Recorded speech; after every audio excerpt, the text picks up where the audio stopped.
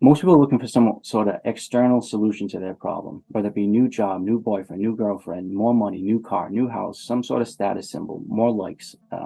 That will never solve your internal issues. And once I finally realized that all of my energy was being consumed internally, and it was in this self-destructive way where I had this beautiful mind, this beautiful body, I was able to do anything, and yet I was using it for self-destructive purposes. And the answer is within. It's not something on the outside isn't going to fix it. And then I'm not going to say that somebody that doesn't, who's poor doesn't need money, or somebody that is heartbroken doesn't need love. But all those things will come as soon as you realize that the answer is within. And the beautiful thing about psychedelics is I think it pinpoints what each person needs to hear. And it's going to be different for everybody, but a therapist or a best friend or a family member isn't going to be able to look at you as deeply as your inner psyche can. And psychedelics allow to do that in a beautiful way.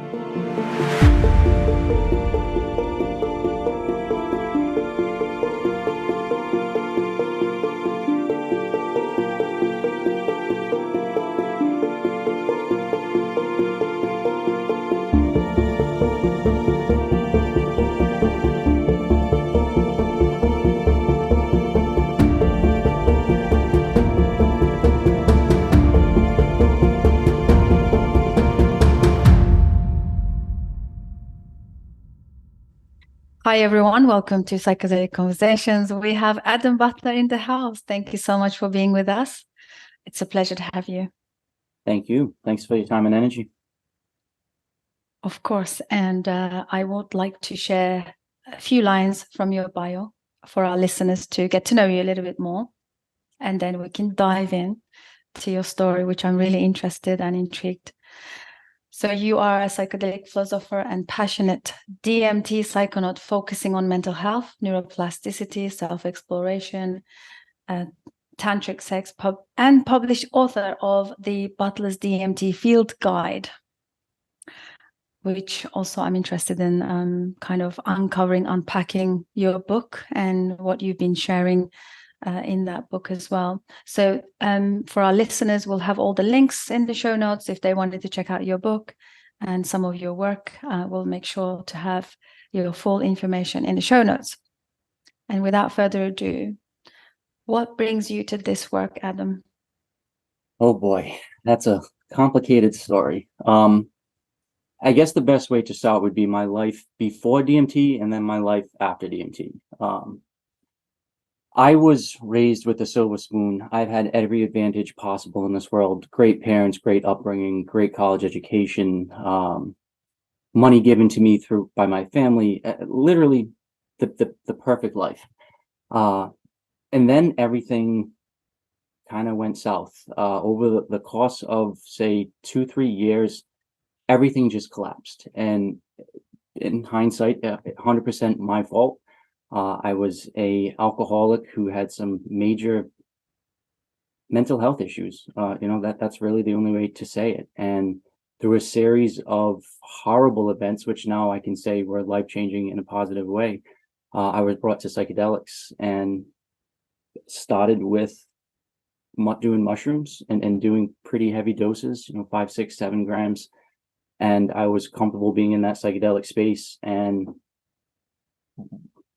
realized that I was ready to take the next leap, and that's where DMT came in. And the transformational effects that it's had not only on me but people that I love really gave me the motivation to write this book. And since writing it, I've been able to share stories with people like you, and we were just mentioning some of your podcast guests, the moving stories like that literally bring you to tears and make you look at life in a completely different way. I wanted to be a part of it. And I published this book in March of this year, and it's just been a whirlwind for the last 5 months in a positive way. But I can get into not necessarily all the specifics, but I can kind of get into what led me there, and then how I got into DMT for the first time, I guess. Yeah, that's wonderful. Thank you so much for sharing that. Definitely, I'm sure we'll be unpacking a lot of your story and weaving into this conversation. So I'm sure you're aware that London, or at least Imperial College, at least UK, is becoming very quickly the hub of the psychedelic research studies. And we have this incredible team, scientists, neuroscientists, especially specifically at Imperial College. And recently they did study with DMT, and each participant were injected with DMT for about 40 minutes duration. What do you think about that? So I'd love to get into that extended state research. So my understanding is Rick Strassman and Andrew Gallimore came up with a paper a few years ago, which basically said, why aren't we taking the knowledge that we have as far as doing IV infusions of other medicines and do it with DMT? And Imperial College, and I believe there are a couple other ones that are kind of researching that. I would love to be in that space. And I think it's really important because one of the beauties of DMT is its short time frame. You're done in 7-8 minutes, you're completely lucid in 10 minutes, and then you're able to kind of incorporate that and integrate that into your life. So in that respect, it's beautiful. But it would be nice to spend a little bit more time in there because it is such a profound space, and you do get so much out of it. So I can only imagine what you could get out of it in an hour, 2, 3. And somebody listening may be like, well, that's why you do ayahuasca. Ayahuasca and DMT, the same compounds are what's affecting your brain, but it's a completely different experience. So I think the extended state DMT is going to be the future. I've contacted all of those people to say, let me be a lab rat. Mm-hmm. So if anybody's listening and they need a DMT saturated mind, I would love to be part of that. Yeah, that's why I was thinking. Like I said, it really surprises me actually, because UK is one of those countries very sort of, more regimental and more kind of, on the sidelines, reserved. And then there you have it. We have this hub of the global, research that's been undertaken on especially specific psychedelics that are not really happening outside, like around the world. I mean, I always thought US would be a few steps ahead of all these research studies, but I know that the Imperial College is catching up really, really quickly. So that being said, I wanted to share that with our listeners because when I heard this information, I was really intrigued and fascinated, but also like, wow, that's my hometown and these things are happening right around the corner. And it's just so great to be also here to witness all of this unfolding. And I happen to know some of the team members of that specific study as well, which is great. I think it's because the stories resonate, especially like trying to not convince my parents, but they've been with me along this whole journey, from the going out into the desert, trying to kill myself to really, making that decision that I'm done living, to now being the happiest that I've ever been. They've been through the whole ride, and not to say that they're 100% on board with doing psychedelics or using quote unquote drugs. And I prefer medicines or compounds, but the stories, as we sit around dinner and I share the stories of George Monty, once again, your guest a couple shows ago, Shannon Duncan, he's another gentleman who I just got his book in a couple weeks ago, and I can't wait to start reading. You hear these people's stories, and they're not lying, they're not faking, they're not embellishing. The only reason they're sharing these stories is because it helped them, and their goal is to help other people. And once you listen to 5, 10, 20, 100, 1,000 stories, like now you've been doing this for a while, the evidence is just indisputable. It helps people. It legit saves lives. It takes 20, 30, 40-year trauma and can erase it in a couple hours worth of therapy. Yeah. That's just, why would you not want to research that? Unless you're some pharmaceutical company that's going to lose money out of it. But yeah, it's another story. Yes, all of that is happening simultaneously, all at the same time, for sure. And it's a time of discernment, right? I always speak to, I have connections in different areas. Some are pro indigenous type of approach. Some are shamanic, spiritual. There's therapeutic approach. There's medical. So there seems to be all mix of people doing different things. But like you said, it's all about, comes down to discernment, and instead of jumping in the bandwagon, actually find out what, being fully informed. So one of the reasons why we have these conversations, so that people are able to be fully informed and educated on what resonates with them the most. I think it's not about this side or that side. It's more about what works for the individual, and also having the variety of approaches and the education around it. So that being said, could you please go into explaining our listeners what is DMT and why is it different than the rest?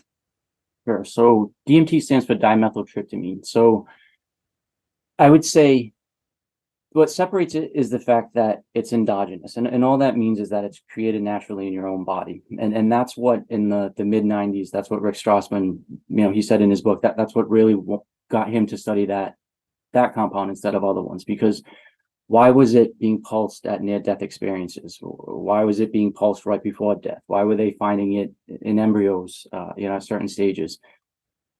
And honestly, I think that's the thing that makes it completely different. So can you get the beneficial effect from LSD and shrooms, MDMA? Absolutely.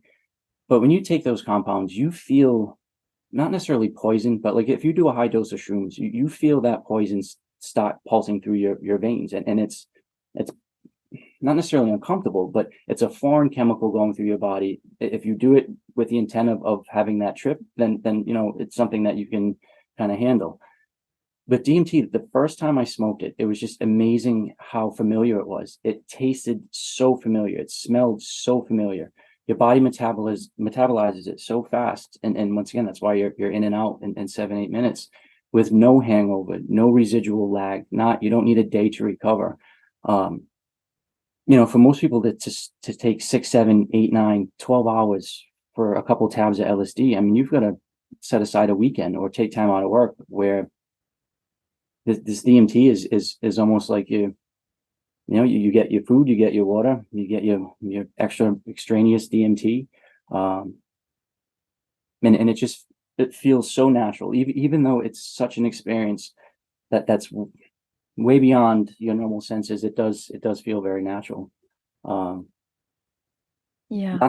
And I like the effects of the other chemicals for sure, but DMT just feels like I feel like I can do it and do it on a consistent basis without, not to say without any harm, but my body just responds very well to it. And I was just going to ask that. So is it for everyone? Who should be cautious or cautioned about it? Is there any data that we can learn, or do you know anything that we could share with our listeners? Sure. So I definitely want to mirror the caution of your other guest. And that's something that I appreciate, the respect that all these molecules are given. I would say, just from a general standpoint, probably a majority of the population should not do psychedelics, or at least have to do some prep work before they think of doing it. It's not a cure-all pill, and you can get the not necessarily the same, but you can get the benefits from finding God, from yoga, from meditation, from going for a retreat by yourself in the woods. There are other ways to get to that sense of contentment and peace. Psychedelics, for me and for many people, though, it's what's needed to just blast it through. My life was just so thick with just bullshit. Everything in my life was going wrong, and it wasn't going to take just a simple yoga class. I needed something a little bit more powerful.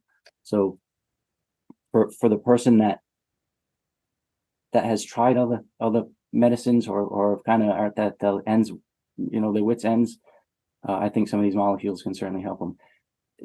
Way better than alcohol, way better than the prescription pills that turn you into zombies, way better than those things that just numb yourself. The fact that these hold a mirror to your conscious and your subconscious, you cannot lie to yourself.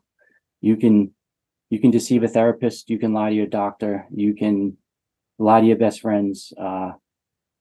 You cannot lie to yourself when you're on these compounds, and that's what I needed myself, because I thought I was always the smartest guy in the room, and watch how I can manipulate people, and it was a horrible way to live. And I got my smirk smacked right off my face the first couple of times I started doing shrooms, and then with DMT, the humility is just it's natural now.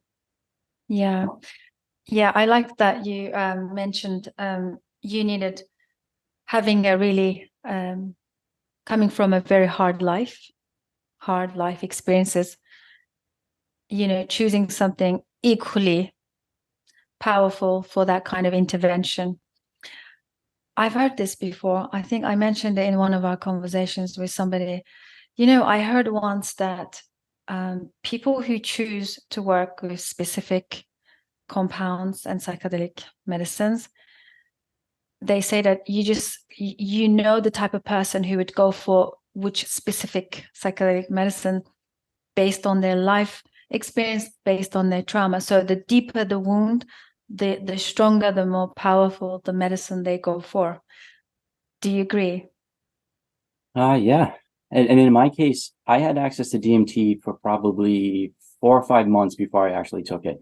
And I had a good friend of mine that let me know that he did have some, and that he was that he was allowing me to have as much of it as I wanted. I wasn't ready for that leap. And like I said, I had done shrooms and I was comfortable being in that psychedelic space. And I mentioned this in the book too, about how my experience getting into DMT is probably not for everybody, and it was extremely intense. But I was at the point where I was ready to kill myself, and I don't say that lightly. It wasn't a rash decision. It wasn't because one thing happened. It was a calm, collective thought process of all the things in my life, and I decided I didn't want to live anymore. And my friends and family knew that. And when this friend offered this to me, he kind of was like, "Listen, like this may be what you need." And after several months of doing mushrooms, I was getting some good therapy, but I didn't get that answer. I didn't get that breakthrough, that epiphany moment. So the first day that we set up to do DMT, I did it probably 7, 8 sessions in that first time, 8, 9 sessions, and each time was 6 or 7 hits. So I took collectively, 50 hits that first day, and it was insane. But the first one was beautiful, colors, shapes, sounds, wonderful. Second one, getting more comfortable. Third, fourth, fifth, they were all these beautiful sensory experiences, but they weren't that profound breakthrough that you hear about. And that last time, that 9th session, so now we're an hour and a half into it, and I pleaded with God, I pleaded with the universe. I basically was like, I need answers. If you in this state with this powerful of a molecule can't help me, then I don't know what will. And that last session, completely different. Everything went quiet. There was no sights and sounds. There was just this intense vibration that communicated with me. And it wasn't through English language. It wasn't through, mandala shapes. It was just through my being. And it answered all of my deepest, darkest questions. And it answered them in a way where when I came out, I crumpled on my friend's floor in a complete humbled mess of just tears and snot. And they weren't tears of sadness. They were tears of gratitude, because I knew that for 25 years of my adult life, I had been running from all of my internal issues. And now I'd never had to run from them again, because I saw them, I faced them, I dealt with them. I didn't have to know what was under that proverbial rug. I picked up that rug and I cleaned out what was under it. And I left that day a different man. Not to say all my problems went away, not to say I didn't have a huge reset. And I still do. I have a huge pile of crap I got to dig through, and a huge mountain I got to get back up. But I'm alive. And I want to use that a word, if I may. It's a simple word, but I found contentment. And it's such a simple word, but until you actually experience it, and that this feeling of grace, this feeling of being protected, of being part of this universal energy, it's amazing. And that's why when you hear the calmness in the voices of the people that come on your show, some people that haven't experienced it, they're like, well, how could they be that calm? How could they have that bliss in their voice, even through all this trauma and tragedy? And it's because they saw the divine, they saw the beautiful unity source of energy, and it takes some time to get there, but if you have the right intention and your goal is to better yourself, and you give it the time, energy, and effort, psychedelics can be a huge part of it. Except I wouldn't be on this planet if it wasn't for them. Yeah, this is one of those very deep experiences, and kind of plugging back into life again. Yeah, it definitely sounds like a reset. And So, yeah, go on, please. I was just going to say that with everybody, they're going to have their own set of issues, but I think there are a couple main kind of topics that I think would help everybody. Most people are looking for some sort of external solution to their problem, whether it be new job, new boyfriend, new girlfriend, more money, new car, new house, some sort of status symbol, more likes. That will never solve your internal issues. And once I finally realized that all of my energy was being consumed internally, and it was in this self-destructive way where I had this beautiful mind, this beautiful body, I was able to do anything, and yet I was using it for self-destructive purposes. And you see so many beautiful souls walking on this planet that are just self-destructing, and the answer is within. It's not something on the outside isn't going to fix it. And then I'm not going to say that somebody that doesn't, who's poor doesn't need money, or somebody that is heartbroken doesn't need love.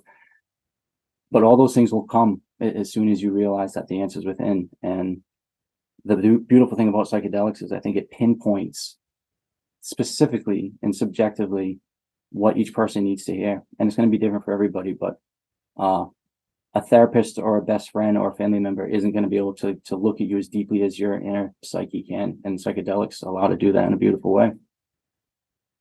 Yeah, seems to be there is like a intelligence behind it that speaks to the individual in exactly the way that they need to be spoken to, or at least connect in that communication. And that's a beautiful way of wording it. It is an intelligence.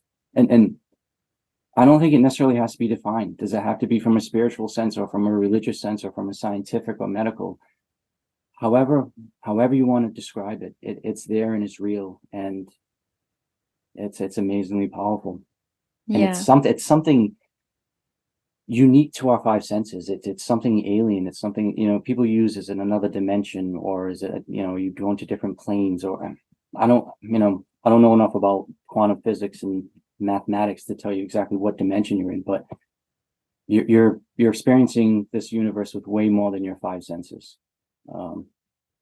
Yeah, I always thought that the psychedelic compounds bring everything online, and that's why we have these brain images now that shows how the brain lights up, the parts of the brain start speaking to each other, and there's new circuitry is kind of created, and there's new pathways are laid down. But you're probably the only person talking about DMT in this way. It's almost like I would be fooled to believe that your experience is more like a empathogen, like more of a heart opening connection, grounded.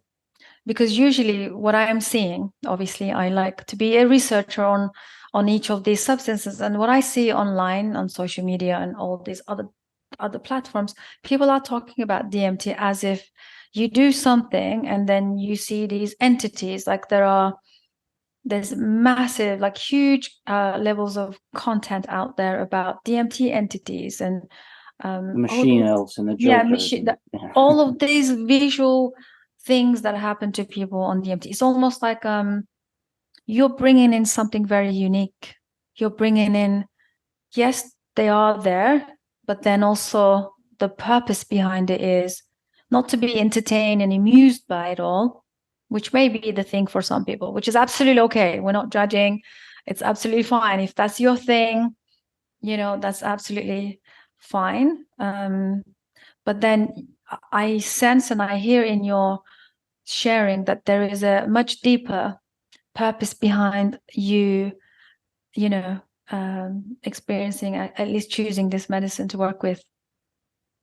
Yeah, there is that fun aspect to it, and if that's what brings people to DMT, and as long as they do their research, then I'm, I don't want to say I'm all for it, because those exciting things do happen there. But what I'm trying to bring, and I do want to say this too, I don't feel as though I'm bringing anything new to the table.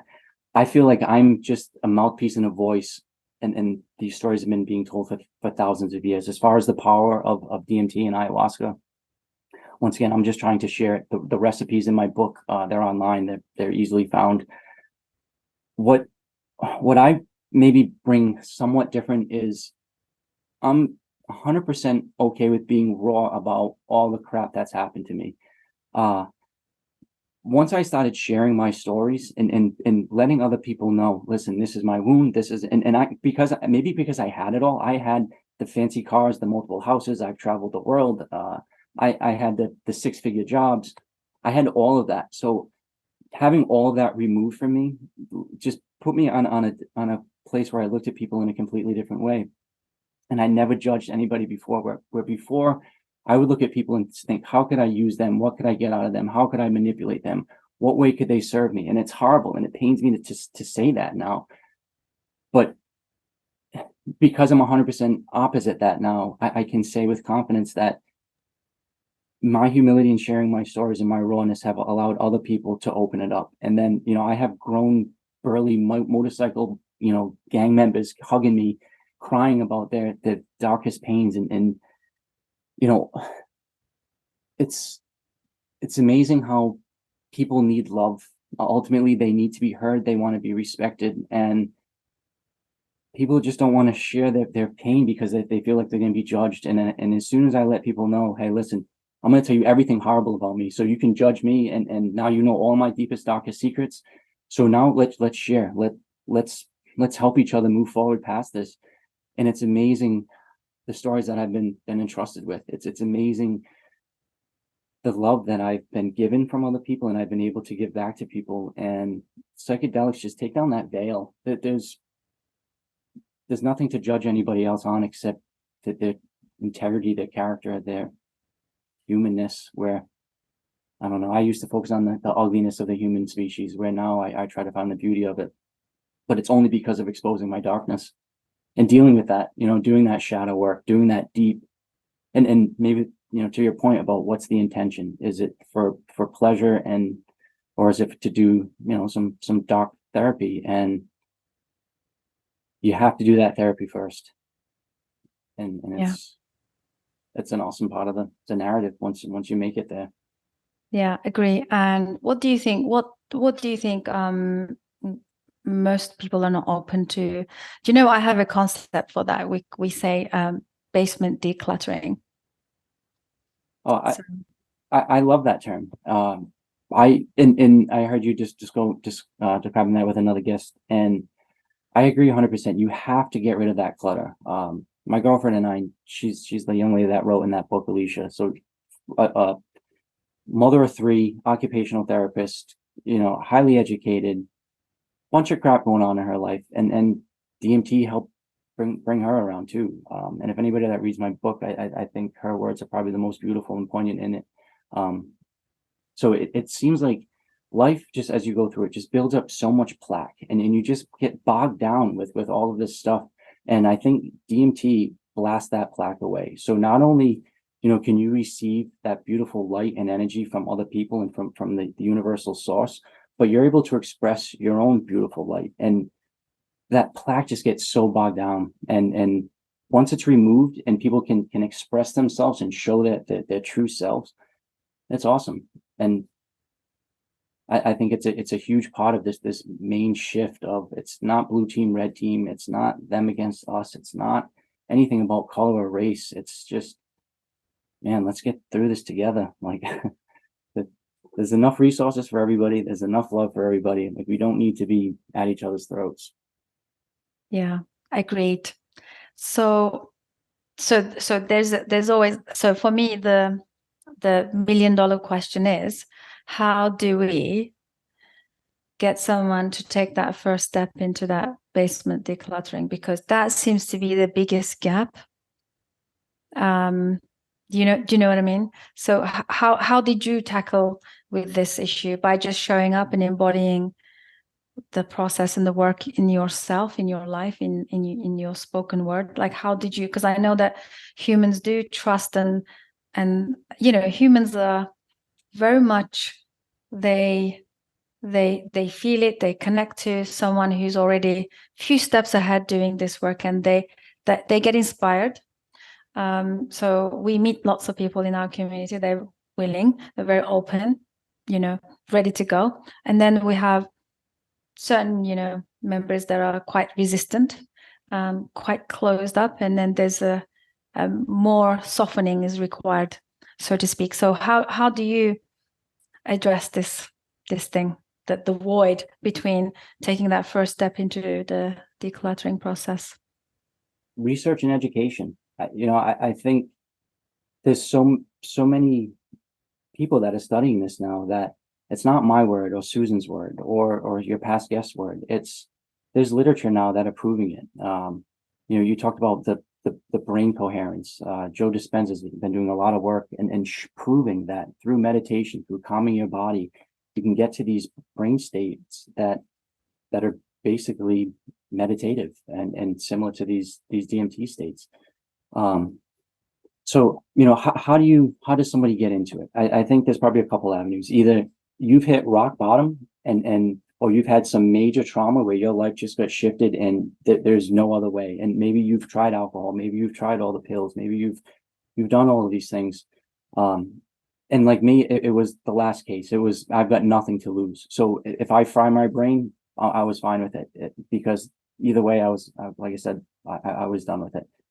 Then maybe you have the person whose life is great. You have great relationships. You feel comfortable in your job. You have a good sense of self as far as your spirituality. And now you want to just take it to the next level and optimize yourself. I think if you go about it with the right intention, I think you can, use it powerfully for that. I'd like to think that's where the progression goes. I think the people that are hovering in the middle, they got to get on what side of the fence they want to be, because my fear is, and I had a buddy ask this, he's like, well, what if I do it and I realize I didn't want to be married, I don't want kids, I hate my boss, I'm going to quit my job, I want to go travel the world like you did, and everything just gets blown up. And I told him honestly, that's a possibility. This can and will shake all of your foundational beliefs. In my particular case, all of my foundational beliefs were shattered, and I had nothing to really stand on anyway.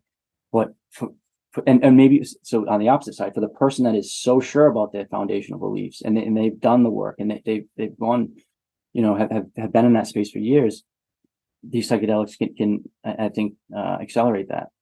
The person in the middle has to figure out what side, because you can come out of it and then have to restructure your entire life, which could be a good thing. I did a podcast a couple of weeks ago with a bunch of car guys. So they were mechanics, and we were using the analogy of the stresses in your life are like the indicator lights in your car. So if you've got a check engine light, check tire light, check oil light, these are beautiful signs that tell you, hey, you've got to do something to address your vehicle so that way it doesn't blow up. And the stresses in people's lives, I think, are those signs, and people put the tape over them by alcohol or pills, and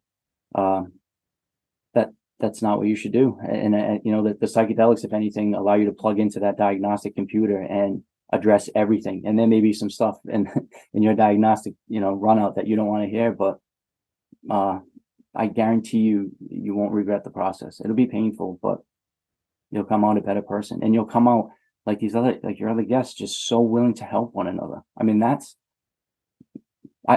don't know, like I said, brought to tears listening to some of these stories, because it's not only the heartfelt stories, it's the genuineness that they have about spreading that message and helping another person. And you just don't see that in most conversations. Yeah, there is definitely a spirit around the community of the psychedelic medicine explorers, for sure. It's definitely visible and evident. So from what I'm hearing, you're saying people will take that first step either from inspiration or desperation. I heard these two concepts, right? A time ago when, kind of looking into the high performing coaches, and I can't remember the name of the person who said that people only change, those two things, inspiration or desperation. So I hear you about the hitting the rock bottom. That's kind of my favorite way of coming in and talking and sort of like bringing conversations around that, how people who hit the rock bottom are the most open and willing people to step in and make that change, for sure. Well, Yeah. and this is a nice segue to go into about set and setting, or about environment and intention. What is your goal? If it really is, I'm using this for a medicine, I'm hoping this will help. I'm hoping this will crack that plaque off of me. If you put enough time, energy, and effort into it, hopefully it'll do that. If your plan though is to enjoy a concert or a rave and you're camping in the woods with your friends and the plan is to just feel ecstatic, then that's okay too. And as long as that's your intention, you can set it. But it never gets easy. I have friends ask me all the time, well, you've done it hundreds of times and it's, you say that you're a passionate psychonaut. So that means you're comfortable in this space. And it absolutely, no, I'm terrified. I pray, meditate for 10, 15 minutes, half hour every time before I go into that space, because I know how powerful it is. There's many times where I'll pull out the DMT pen or I'll put some crystals in a bowl and I'll pray and get ready, and then I'll put it away, because somehow, some way, it does kind of have to call you, and you do have to kind of set the channel. What movie do you want to see? What are you trying to tune into? And the beauty is you have that ability. But if you don't, and you just haphazardly just kind of jump in and say, "Oh, what's out in this space?" It could be terrifying. And that's where you hear these kind of proverbial bad trips, because people just aren't prepared of what they're gonna experience. Now, if you go into it saying, "I'm gonna see my demons. Hopefully I expose my darkest secrets. I'm done running from these guys, and I'm ready." Like, you go in pumped up, ready to remove that plaque. That's a powerful headspace to be in. So those same dark energy demons that some people would call a bad trip, to the person prepared for them, that's awesome. You're in the space with your enemy. Now you can defeat it, and you don't have to run. Maybe using like a video game analogy, you've made it to the end of the level, and now you get to defeat that end guy, and then move to the next level and to the next level. So it's not, "Oh crap, I ran into this big scary monster at the end." It's, "Oh yes, I ran into this big scary monster at the end, so I can slay him and move on and happily wear that badge that I defeated him." So yeah, it's be prepared. Don't go into the woods without bug spray and whatever, mace. Don't go into a psychedelic space unless you are comfortable with what you're going to come across. Yeah, and I appreciate the ritual approach that you talk about, having that intention, like a deliberate ritualistic approach, having the reverence. I think having the respect and the reverence for these substances, for me anyway, it's like the most important thing. And so when you say, even doing it for so many times over and over again, there is this still fear around going in again, right? So this, I'm hearing, does that mean that we never get used to it? We never get comfortable? I don't want to say it's so much fear. It's respect. It's, I like to snowboard. So it'd be, you're on the top of a huge mountain, ready to go down a black diamond. And are you fearful of it? No, I mean, you're on vacation. You're at the pinnacle of the mountain, and here we go. It's a beautiful rush. But one false move and you're going to die. One false move, you're going to smash into the side of the mountain or go off it. So it's not so much fear. But yeah, if you run down that trail 15, 20, 30 times, are you more comfortable? Absolutely. But the second you have some sort of cocky arrogance where you're like, "Oh, I'll go whatever, I'm blindfolded or something," it's just that's when things can kind of get iffy. But I've never once come out of it and had nothing but awe and astonishment, and just, it's every time. And that's where journaling comes in, and that's where really being able to process the information. And once again, that's where DMT, I think, is great for therapeutic purposes, because of that short time span. So you can do it, come out, process it, write your thoughts down, have another session, do it, within an evening, you can go into that DMT space 3, 4, 5 times. And that would be like a full month worth of shroom therapy, or through a full month of, LSD, where because you're able to incorporate it, process it. And a lot of times with me, it was creating a new compartment in my brain. So I'm a very creative thinker, and I'm always going through all these tangential ways of trying to analyze the world. But if something new and novel, especially traumatic, comes in, and there's just no compartment in your brain for it, it's all consuming, and it cascades down through your entire body. So you're depressed, you're not eating, you're losing weight. It's because there's no place to put this information in your brain. And psychedelics, I think, create that new space. They'll create that compartment for the traumatic loss of a child. They'll create that. Just saw my whole platoon get blown up. Like, where in your brain do you even process something like that? Well, you've got to create something new, is the honest answer. And I think psychedelics allow that neuroplasticity. So that's where these studies are coming in, where it's not, oh, I think it works. It's no, these synapses are firing stronger, harder. New pathways are being created. New neurons are being produced in the areas of the brain that are firing. And that's where I think so where's this going to go? Stroke, Parkinson's disease, autism. I think that there's so much practical application of this, other than just, the suicidal guy that's depressed. Hey, don't kill yourself. And I say that, I don't say that lightly. That's a great thing. But what about dementia? What about Alzheimer's disease? What about, like I said, stroke? If it's just a matter of a different way of having your brain fire, and these chemicals do that, I think they need to be studied more. Absolutely. I really feel like we're still in the infantile states of all of these studies and exploration. I think so much can be done, and I'm sure we'll get there eventually, So it's still taboo. I've lost quite a few family and friends because I wrote a book about DMT. I'm just perfectly honest with you. It's not something that, my aunts and uncles are too like, oh, you wrote a book, that's great. Well, what's it about? And you get into it, and there's some pushback still. But that's where cool, calm conversations with intelligent people that can speak coherently about the subject. How many stories you need to know about how it saved somebody's life do you have to be where you stop believing it? I think the landscape is going to be way different in 5-10 years from now. And I think as the older generation of policymakers and the people that are making these decisions are starting to phase out. You look at, like you mentioned, Imperial College.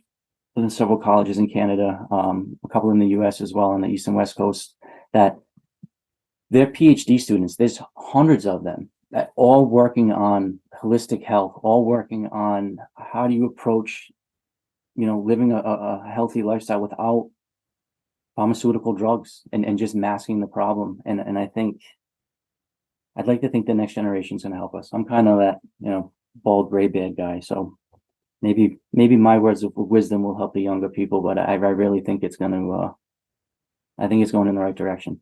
There's too much passion behind it. It's not for money. It's not for fame. It's not for credentials. It's truly because you want to help your fellow person, and that's real, and that will take off. Yeah, definitely. I see a lot of PhD students emerging, very young PhD students, really hungry for this research. Yeah. They're doing really great research. To be honest, I had a conversation with one of those earlier today, and it was an hour and a half conversation around the difficult experiences under the influence of psychedelic substances. Around that, it was really amazing how she was fully observant and taking notes, and they're really interested in bringing not just the positive, but they're also kind of tackling the negative, the bad trips. What entails a bad trip? What does it mean?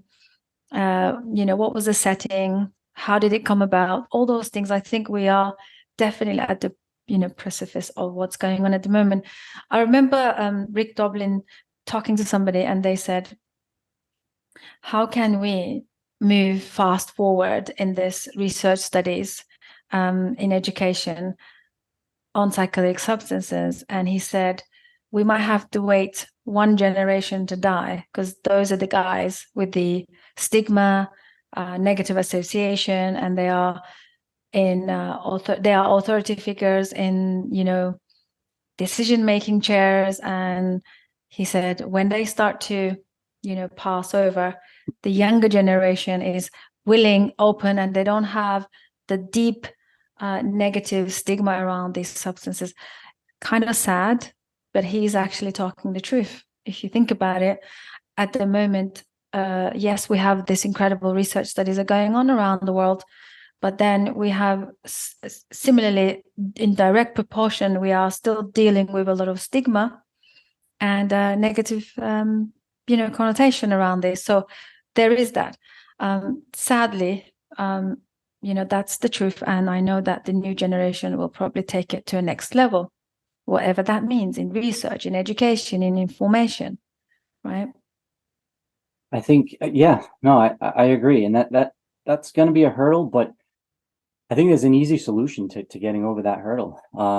Do a DMT session, go do an ayahuasca retreat, spend, Huxley's book, The Doors of Perception, right? So he wanted to, what are these people talking about? What will mescaline do? And that was his drug that he decided to use. And it completely blew his doors of perception open. And anybody that's closed-minded to this, or anybody, when I tell them some of my stories about this information I'm getting, or, and how do you describe it? Are you talking to angels? Are you talking to aliens? Are you dancing with devils? Are you talking to God? Like, I mean, it's difficult to kind of put these experiences into words. But I always tell people, so and not, I don't push it on anybody, because once again, you could easily blow up a vessel as send it to the moon. But if you have any question about what I'm saying is valid, then try it, and do it in a safe setting. Do it with somebody that you trust. Do it with somebody that you know will protect you if something goes wrong. But try it for yourself. And the truth is that the people that probably don't want to do it know that there's some deep, dark crap that's going to get brought up, and their life, quite honestly, could very well be easier and runs more smoothly if that stuff stays buried. And for some people, I get it. And if that's their take on it, to say, hey, listen, I think my sister's kind of one of those types where she's like, I don't want the high highs, I don't want the low lows, I don't want the extreme emotions that you have. I want to be even keel, and I whatever, I don't want to cry, I don't want to be ecstatically happy, I just want to not be crazy. And that's I don't know, that's no way to live life. I think for the people that are ready to really experience it and then go in, it's worth the work, it's worth the time. The rewards will certainly be there. And what, 10 minutes of time, I mean, and I hate to say it like that, but it's like you're so confident that I'm wrong, but do it. Then I guarantee, and I almost say with confidence, because I've never had anybody that's done any type of psychedelics and come back and then like, oh, that wasn't transformational. I have a complete reset, a respect and admiration for the compound. I've never heard one person that has said that. So, and I say that in my book as well, that I'll happily share my stash with the politicians, if any. Imagine if all the lawmakers did some ayahuasca and realized that. Imagine the power and the good that they could do if they just stopped the petty fighting and just this. It's like, I don't understand why.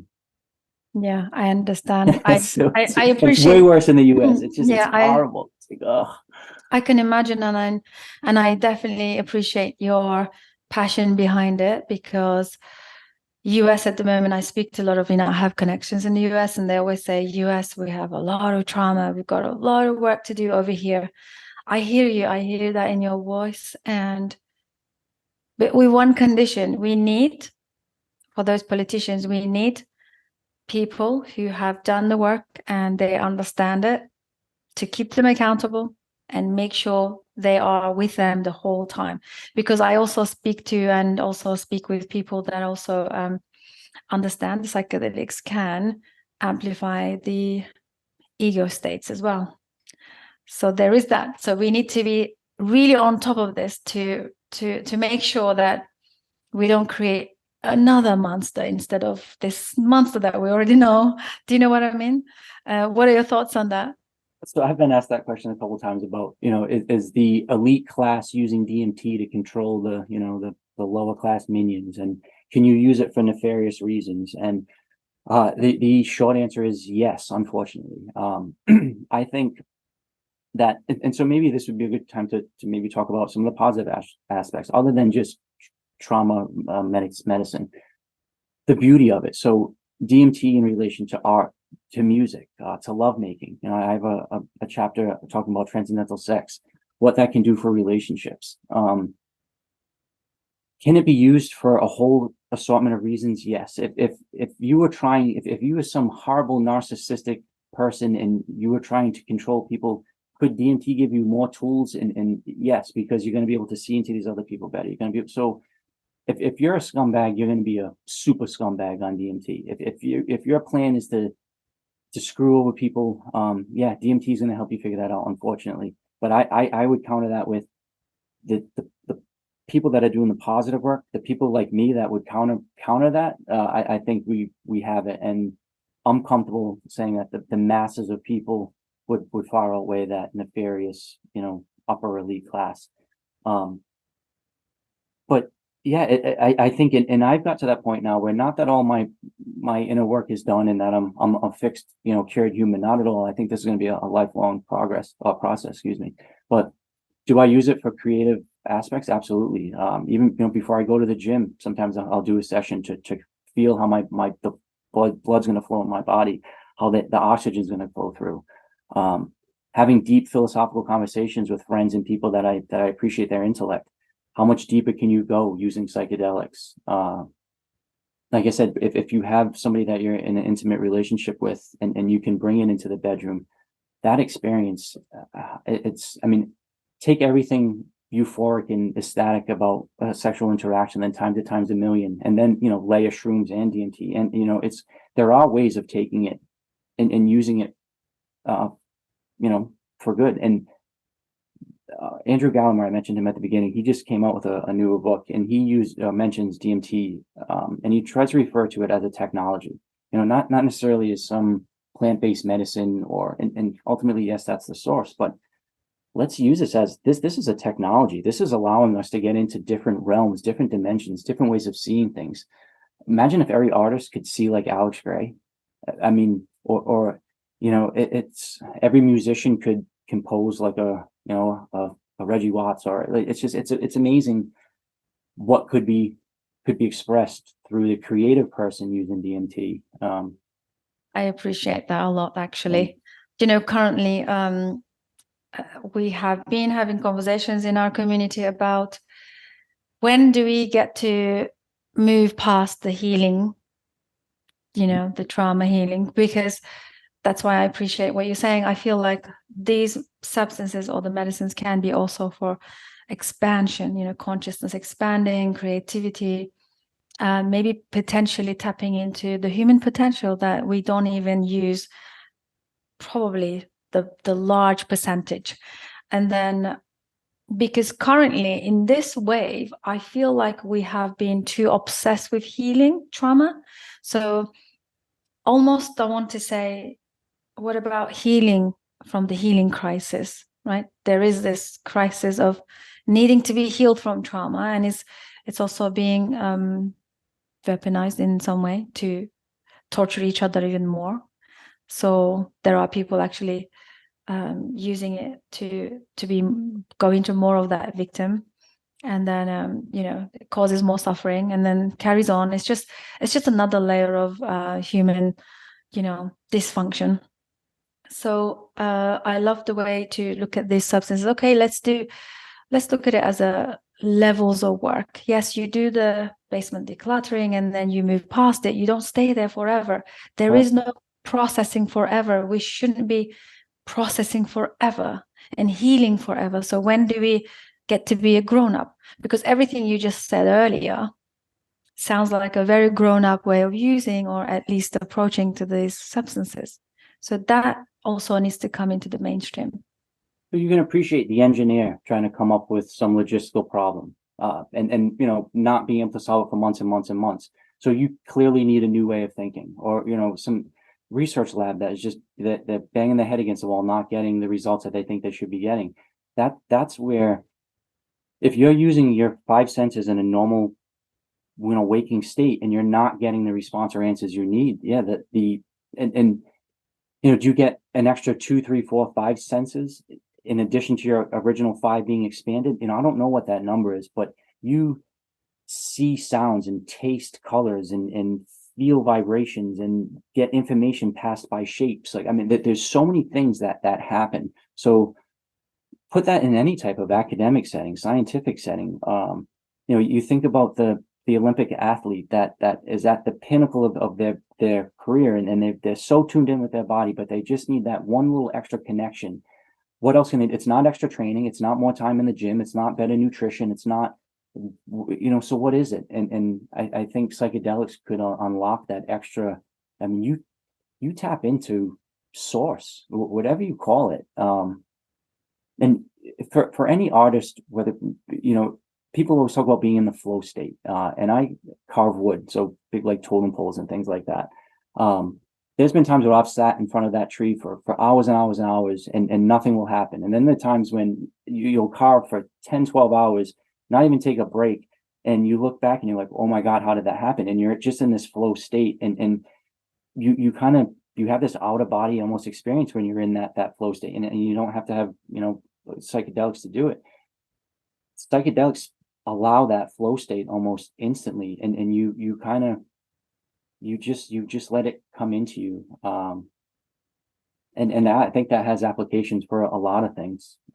Maybe even like end of life. I have a couple of people that are like in hospice care, not in hospice care, but helping people at their end of life states, and just to be comfortable with that. Like how you, and somebody like myself and most people that have gone through the experiences like I have with psychedelics, they're not afraid of death at all. I welcome that transition of energy. I almost, it's something that it's just part of my being, and then I'm so comfortable with that. There are people that aren't, and that's the scariest thing is oh my God, I'm going to die. I think psychedelics could make that a very easy and peaceful and happy transition. Not something to fear, but man, let's embrace this. Let's go through this in a beautiful way.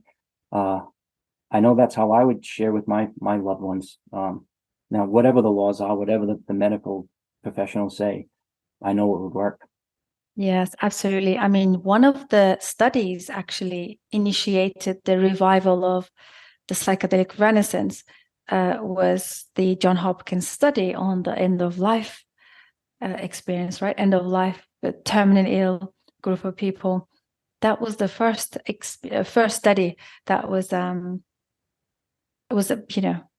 I don't know how many years ago now, but that kind of revived the entire studies in the psychedelic research. So I really agree with that. What would life look like if we kind of lose that fear, or soften? I'm not saying we'll never completely lose it, maybe for most of us, but just kind of soften into that understanding and acceptance. I think that could allow people to live more meaningfully, for sure, with purpose. There's a lot of work in near-death experiences. Once again, I mentioned Anthony Peake. I know he's in your kind of neighborhood, doing a lot of work on expanding your consciousness and how these states are similar to somebody with epilepsy or with migraines. This aura state that happens when you have these migraines. People saying that they see aliens. It's all related. It's all this expansive way of looking at the universe that you're in, and it's way beyond just most people's conception of what your body is. And I like the people that have had these near-death experiences. They'd say how time slows down, how they've had these past life regressions, how they're very comfortable moving on, that they've made peace with their past loved ones. It's very similar, and that's where I think a lot of the research is going too. Is this, why is DMT endogenous? Why is it in your brain, and does it serve way more of a purpose? And they're finding now that it's in really high concentrations. I think I saw something the other day or heard something that it was at like 50% levels of serotonin, and obviously I don't have data to back that up, but it's not these trace amounts. It's there, and when your body needs it, when it's not in this, hey, I really do believe that your brain takes out information more than it brings it in. So if you're just not trying to survive and not worrying about where you're going to eat, sleep, or whatever, and you can think more expansively, that's what these altered states of consciousness, whether it be through an epileptic episode or a near-death episode, you see life from a different perspective. And once you've seen it like that, you can't go back. Like you can't unsee this stuff on the other side. Like it's just, you'll never be the same person. And that's consistent through everybody. and I'm sure you would back that up. It's life changing. Absolutely. Yeah, for sure. I think all of us have the potential for that. Absolutely. So, Adam, as we are coming to the end of our conversation, what would you like to say about your book? What are you sharing in your book? And I'm also looking forward to diving into it. I know we met quite recently, so I didn't have time to read it, but I'm looking forward to it. What would you share with our listeners as a summary, maybe just to give them an insight into it? So I would add this book to your DMT library. It's certainly not the only one to read. And I say that if you're going to go into the DMT space, you really have to do a lot of research. And it's not reading 1 or 2 or 3 books. Do your thorough research. I think what my book brings maybe uniquely is that humility of having the silver spoon, having everything possibly in my life, and just having it all ripped away, and saying that you don't have to give up, like that there's a better way, and psychedelics can help. And then, but now practical. So what do you do? So there's recipes. So you can make your own DMT crystals. You can make your own ayahuasca. $150 worth of material that can be mailed can give you enough to last you years. And so in my book, it's simple, easy recipes on how to make it. And once again, these aren't my recipes. You can find them anywhere online. And then it's, well, what do we do with it? What's the next step? And for me, it's further the discussion. So whatever that means. So is it having conversations like this? Is it having conversations with my mom around the dinner table? Is it having conversations with my girlfriend in the bedroom about how we can better ourselves in our relationship? I hope that this book is a conversation starter. It's 90 pages. It's like a 4-hour read. And I made it like that. I wanted to be the size of a field guide and something that you could kind of breeze through. Because I wanted it to be the catalyst to go on to the next one, on to the further research. You have to know your Rick Strassmans. You have to know these people that have been doing it for years and years. And I just put it together in a, hey, this is for the everyday man or woman. This is accessible. It's real. It can help. And maybe, and I'm here to help you. I leave my email on the back of it. I've had so many awesome people reach out, just literally wanting to be heard, wanting to be listened to be treated like a human. And maybe that's how I would end it. The last chapter in the book is love thy neighbor. And I never thought in a million years that I would be that lovey-dovey, like spread love type guy. But you may need it at some point. And the more love you give out, that the reservoirs you build, when it's time to cash in, you're going to be happy that you spread that love, and hug the person that needs it. Listen to the person that is reaching out, crying. Don't brush them off. You wouldn't leave a bleeding person laying on the street without helping them. There's so many people with mental health issues that are that broken and need help. Don't walk by them. Offer your services, offer a hand, offer a hug. And yeah, that would be my take home. And if my book could be a small part of starting that conversation, then that's why I wrote it. Amazing. Thank you for sharing that with the world. As a closing questions, I have 2 questions for you. Maybe our listeners are quite intrigued. So you talk about making DMT. So we know that it can be derived from different things. What is the main thing that people are opting for when it comes to DMT? Like, what is the main ingredient? So DMT can be found in thousands of plants. There's 3 or 4 species that have the highest concentrations that typically you'll find on these online websites. Mimosa hostilis is the most common. So it's literally, it looks like mulch. It's a cedar smelling bark, and it comes either shredded or in the size of mulch. And they use it for natural plant dye. So it's this beautiful purple color. So that's where, technically and legally, like I dye clothes with it too. So, you buy it as legally as a clothes dye. And then from there, it's a simple extraction process. And it's not some shady, like butane flush, like some cannabis people are doing, or it's not some crazy meth lab type thing. It's literally just, you boil the bark, you put it in a solution, and you pull it out of the solution, and it crystallizes out. It's really that simple. With ayahuasca, it's even simpler. You brew basically a tea made out of that bark. You have to add another inhibitor, an MAOI, which you can use black pepper, turmeric, kava, and there's several other plant species that you can put, and you just brew a tea, and in 2 hours you have ayahuasca, and you have the strongest, most potent product right there. And the beauty is it's pure. You don't have to go on the street. You're not doing some shady deal, and you have control of the entire process. And you need such a small amount where, like I said, one batch will probably last you a lifetime. And it's because it's not something that you need a lot of, and for most people it's not something that you do all the time. But yeah, it's super.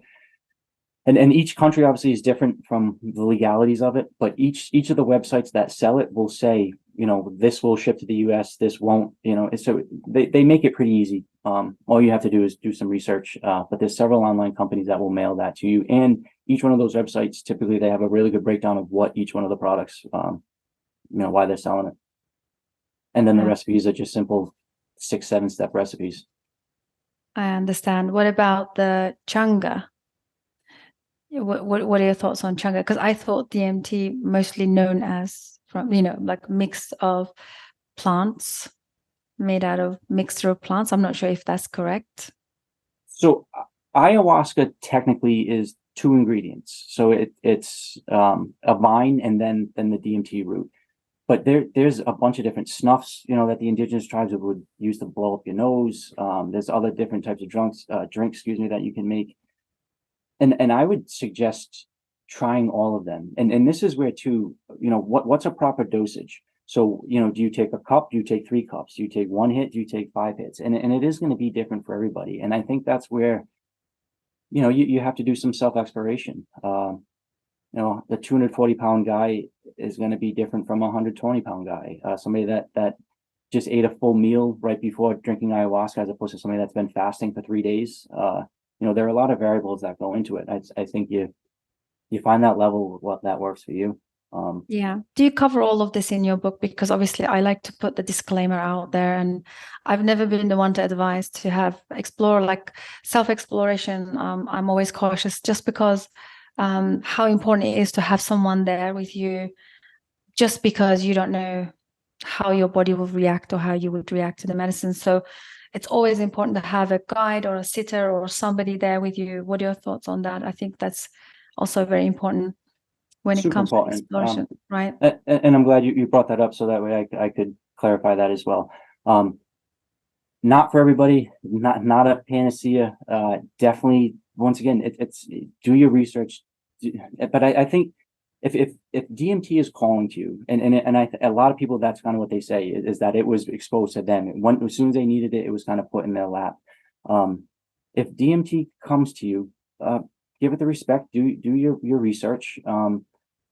I would suggest, and do you need a trip setter? Do you need be somebody that you trust, somebody that you can love, and if something goes south, even if the doorbell rings, or if whatever, something happens, it's nice to have somebody there until you get comfortable in that own space. But I have found that having that energy of somebody that you trust is hugely helpful, because it's a synergistic effect. You really do combine and create and make this beautiful session happen. And like I said, so imagine the band members, imagine the artists, imagine the team of polo players, imagine if everybody's on board for the right reasons, I think you can do it. Now, once again, as far as what's the dosage, what's the I don't want to say that I have all the answers to that. All I can share is my own personal experience. And, but typically with DMT, it's a couple hits. I mean, you're not really doing too much more than that. So I don't think there's too much fear of like overdosing on smoking DMT. The ayahuasca thing is, I think you don't go guzzling on a gallon of it, obviously. But to your point, yes, whether it be a trusted guide, somebody that's gone through the ropes, I think you don't want to just do it by yourself or just with a random person. Absolutely, because this is why it's very important to put it out there, because sometimes there's lack of education and there's lots of stuff is happening at the moment. It's really important to have that harm reduction in place, because we know what it can what it can cause and what can happen to the person or individual. So the last question, how can they navigate the DMT entities if they are really, if someone is extremely visual and it happens to come to them? And, is there any way of, is there any guidelines for that? Can people really navigate through that? Or is just something that you just be thrown into and deal with it type of thing? So I mentioned I've smoked DMT hundreds of times. I've never once had an aggressive or angry or belligerent entity, quote unquote. And I guess that, that they're very playful typically. And I say they, what are we talking about? Sometimes they do take forms as things like carnival type creatures to the machine elves. I mean, I guess it's a subjective thing on what you call it, but I would say it's such a beautiful thing to be exposed where after not that the newness ever wears off, but you do become very comfortable with the chaos of that space and you almost look forward to it. And it's almost like, what are they going to bring? And they do. When I go into the space, it's always, he's back, he's happy. Recently I did shrooms and I was, on shrooms pretty good, and he's back and he's on shrooms and they were all excited. And once again, how do you share these stories? I feel like a couple of weeks ago, these alien entities or whatever allowed me to see their babies or their lesser beings or whatever, but I had, I guess, earned their trust, and I was kind of like let into, kind of some of how the back of the house stuff works. And I say this like they're really, they are. There's just as much curious of you than you are. And I say that, is it your own psyche? Is it your own subconscious? Or is it you in the future matrix saying hi to yourself? Are you these machine elves? I mean, what exactly it is, I don't know, but it's not something to be feared. It's something to be, you're in awe. You're standing in something that's trying to convey information to you in a very positive, beautiful way. And I've personally never felt any threat. I've never felt any aggression at all. It's only been unconditional love. And like I said, I come out of these spaces more often than not with just such a sense of gratitude and just truly thank you, saying thank you. Like, yeah, respect, but not feared. And I would say, approach it like you would your best friend.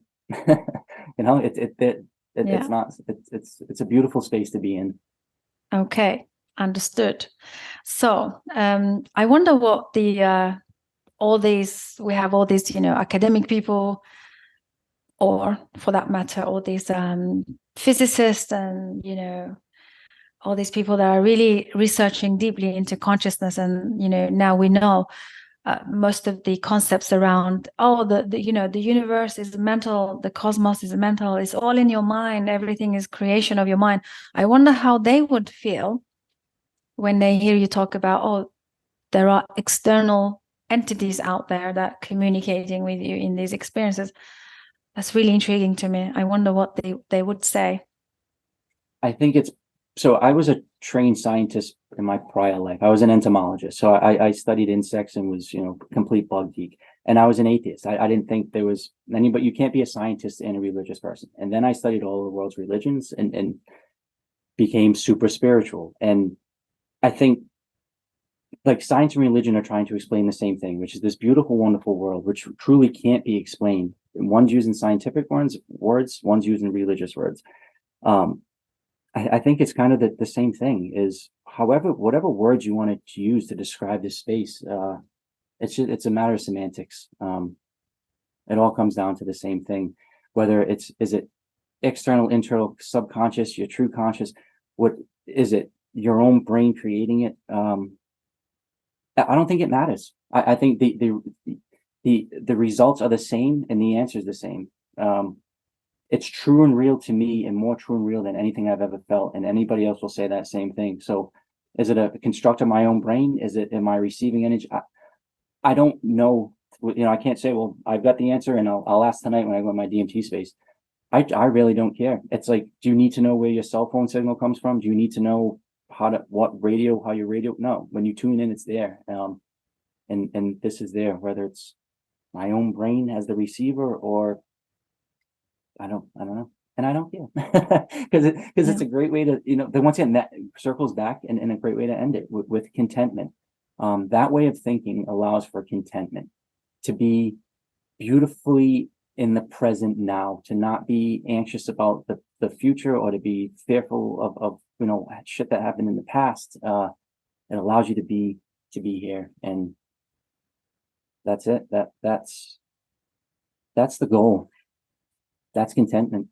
Yeah, and that's beautifully wraps this conversation, the contentment and trust, and allowing to this beautiful life to unfold. I am 100% on board with that. Thank you so much, Adam, for sharing your story, sharing your experience and your wisdom around this most powerful medicine of in the entire family of psychedelic medicines. I know this one to be the one to watch out for, and I want to pay respect and also reverence to Rick Strassman. He called it DMT, the spirit molecule. That's his book, and it would be good to give him a shout out here. And I'm really excited for the ongoing research, and I'm excited for the long duration use, or like you said, the IV delivery of this medicine, and what comes up and what comes out and what we can learn about the human consciousness. Right. It's really an exciting time for DMT, and finally it's getting the attention it needs. Yeah. And the once again, the intelligent conversations of real people, it's only gonna take off. I'm super excited to be part of the space, and I'm humbled to be a part of it. The small part that I can say I am. Thank you. And for those listeners that are listening to this on audio only, where can they find you? So my book's available anywhere where books are found. I mean, that sounds really corny to say it like that, but it's pretty easy to find that. And then I'm on Instagram at books by Adam Butler, and my email's in the back of the book as well. It's just booksbyadambutler@gmail.com. And I say this, if my words or my story can help, or if you want any opinion, I'm accessible, because I know it was, for me, a couple individuals that helped save my life, and that's all it takes is one person to tell another person you're beautiful, wonderful, and hey, there's a better way. So I am 100% accessible to anybody that could possibly help. Yeah, that's brilliant. Thank you so much. So humanity before anything. Humanity Absolutely. comes before That's all I got. I don't have the money or the houses or the cars anymore. So all I have is my humility and my desire to help. Thank you so much, Adam, and hope to have you back in the future and carry on the conversation. I hope to be here. Thank you so much. Thank you. Thanks everyone for joining us. Hope you guys enjoyed this conversation. Please tune in, drop a comment, say hello, maybe share your experience. Don't be shy. And I will see you on the next one. Bye for now.